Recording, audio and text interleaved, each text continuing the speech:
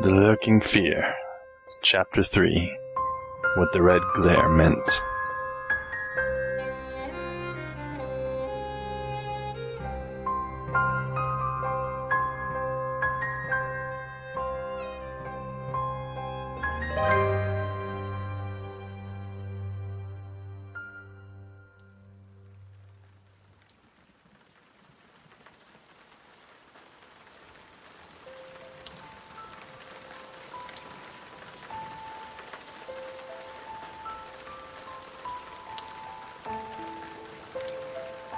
On the tempest-racked night of November 8th, 1921, with a lantern which cast charnel shadows, I stood digging alone and idiotically in the grave of Jan Martens.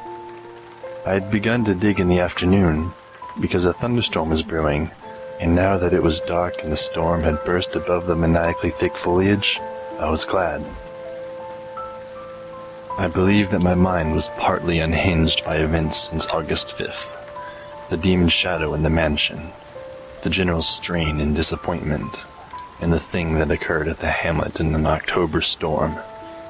After that thing, I had dug a grave for whose death I could not understand. I knew the others could not understand either, so let them think Arthur Monroe had wandered away. They searched, but found nothing.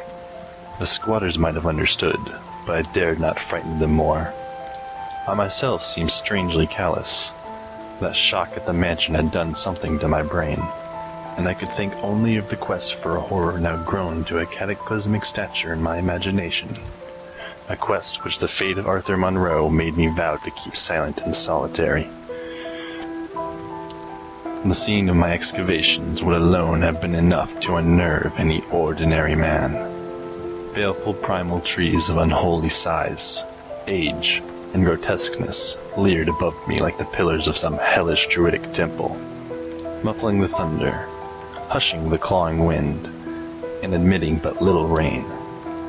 Beyond the scarred trunks in the background, illumined by faint flashes of filtered lightning, rose the damp, ivied stones of the deserted mansion, while somewhat nearer was the abandoned Dutch garden whose walks and beds were polluted by a white, fungus, fotid, overnourished vegetation that never saw full daylight. And nearest of all was the graveyard, where deformed trees tossed insane branches as their roots displaced unhallowed slabs and sucked venom from what lay below. Now and then, beneath the brown pall of leaves that rotted and festered in the antediluvian forest darkness, I could trace the sinister outlines of some of those mounds, which characterized the lightning-pierced region. History had led me to this archaic grave. History, indeed, was all I had after everything else ended in mocking Satanism. I now believed that the lurking fear was no material being, but a wolf-fanged ghost that rode the midnight lightning. And I believed, because of the masses of local tradition I had unearthed in search with Arthur Monroe, that the ghost was that of Jan Martens, who died in 1762. This is why I was digging, idiotically, in his grave. The Martens mansion was built in 1670 by Gerrit Martens, a wealthy New Amsterdam merchant who disliked the changing order under British rule, and had constructed this magnificent domicile on a remote woodland summit, whose untrodden solitude and unusual scenery pleased him. The only substantial disappointment encountered in this site was that which concerned the prevalence of violent thunderstorms in the summer. When selecting the hill and building his mansion, Mynheer Martens had laid these frequent natural outbursts to some peculiarity of the year, but in time he perceived that the locality was especially liable to such phenomena. At length, having found these storms injurious to his head, he fitted up a cellar into which he could retreat from their wildest pandemonium. Of Gerrit Martens's descendants, less is known than of himself, since they were all reared in hatred of the English civilization, and trained to shun such of the colonists as accepted it. Their life was exceedingly secluded, and people declared that their isolation had made them heavy of speech and comprehension. In appearance, all were marked by a peculiar inherited dissimilarity of the eyes, one generally being blue and the other brown. Their social contacts grew fewer and fewer, till at last they took to intermarrying, with a numerous menial class about their estate. Many of the crowded family degenerated, moved across the valley, and merged with the mongrel population, which was later to produce the pitiful squatters. The rest had stuck sullenly to their ancestral mansion, becoming more and more clannish and taciturn, yet developing a nervous responsiveness to the frequent thunderstorms. Most of this information reached the outside world through young Jan Martens, who from some kind of restlessness joined the colonial army when news of the Albany Convention reached Tempest Mountain. He was the first of Garrett's descendants to see much of the world, and when he returned in 1760, after 6 years of campaigning, he was hated as an outsider by his father, uncle, and brothers, in spite of his dissimilar Martens eyes.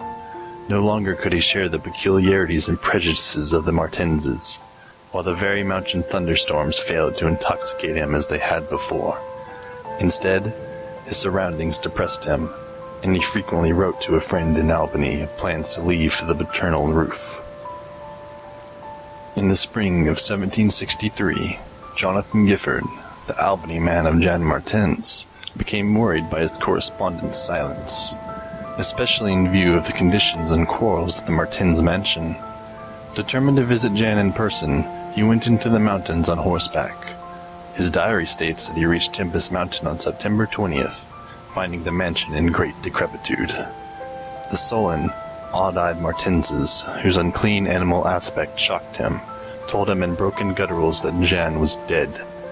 He had, they insisted, been struck by lightning the autumn before, and now lay buried behind the neglected, sunken gardens. They showed the visitor the grave, barren and devoid of markers. Something in the Martens' manner gave Gifford a feeling of repulsion and suspicion, and a week later he returned with a spade and mattock to explore the sepulchral spot. He found what he had expected, a skull crushed cruelly as if by savage blows. So returning to Albany, he openly charged the Martenses with the murder of their kinsman. Legal evidence was lacking, but the story spread rapidly around the countryside, and from that time the Martenses were ostracized by the world. No one would deal with them, and their distant manor was shunned as an accursed place. Somehow they managed to live on independently by the product of their estate, for occasional lights glimpsed from faraway hills attested their continued presence. These lights were seen as late as 1810, but toward the last they became very infrequent. Meanwhile, there grew up about the mansion and the mountain a body of diabolic legendary. The place was avoided with doubled assiduousness, and invested with every whispered myth tradition could supply. It remained unvisited till 1816, when the continued absence of lights was noticed by the squatters. At that time a party made investigations, finding the house deserted and partly in ruins. There were no skeletons about, so that departure rather than death was inferred. The clan seemed to have left several years before, and improvised penthouses showed how numerous it had grown prior to its migration. Its cultural level had fallen very low, as proved by the decaying furniture and scattered silverware which must have been long abandoned when its owners left. But though the dreaded Martenses were gone, the fear of the haunted house continued, and grew very acute when new and strange stories arose among the mountain decadents. There it stood, deserted, feared, and linked with the vengeful ghost of Jan Martens. There it still stood on the night I dug in Jan Martens' grave. I have described my protracted digging as idiotic, and such it indeed was in object and method. The coffin of Jan Martens had soon been unearthed it, now held only dust and nitre, but in my fury to exhume his ghost I delved irrationally and clumsily down beneath where he had lain. God knows what I expected to find. I only felt I was digging in the grave of a man whose ghost stalked by night. It is impossible to say what monstrous depth I had attained when my spade, and soon my feet, broke through the ground beneath. The event, under the circumstances, was tremendous, for in the existence of a subterranean space here, my mad theories had terrible confirmation. My slight fall had extinguished the lantern, but I produced an electric pocket lamp and viewed the small horizontal tunnel which led away indefinitely in both directions. It was ample large enough for a man to wriggle through, and though no sane person would have tried at the time, I forgot danger, reason, and cleanliness in my single-minded fever to unearth the lurking fear.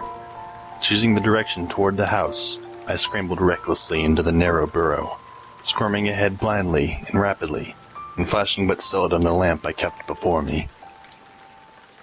What language can describe the spectacle of a man lost in infinitely abysmal earth? Pawing, twisting, wheezing, scrambling madly through sunken convulsions of ephemeral blackness without an idea of time, safety, direction, or definite object. There is something hideous in it, but that is what I did. I did it for so long that life faded to a far memory, and I became one with the moles and grubs of nighted depths. Indeed, it was only by accident that after interminable writhings I jarred my forgotten electric lamp alight, so it shone eerily along the burrow of caked loam that stretched and curved ahead.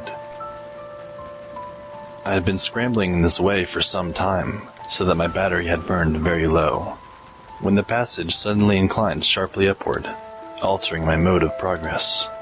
And as I raised my glance, it was without preparation that I saw glistening in the distance 2 demonic reflections of my expiring lamp.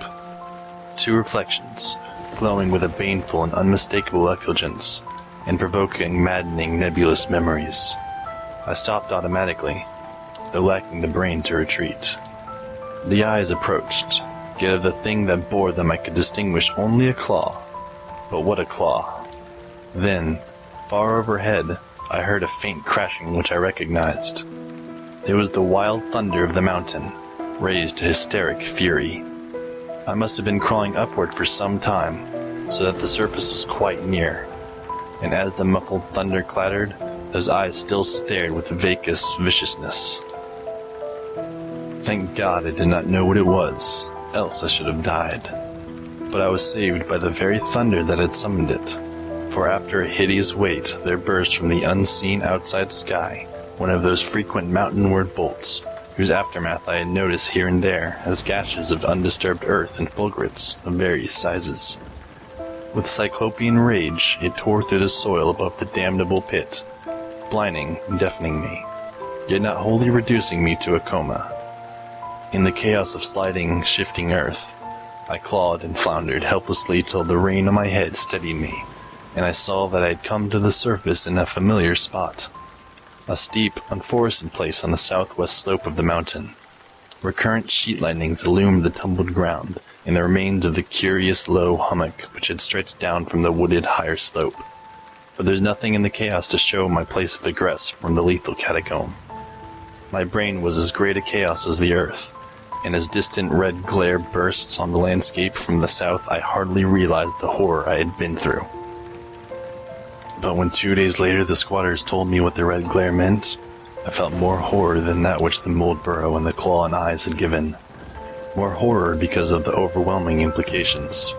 In a hamlet, 20 miles away, an orgy of fear had followed the bolt which brought me above ground, and the nameless thing had dropped from an overhanging tree in a weak-roofed cabin.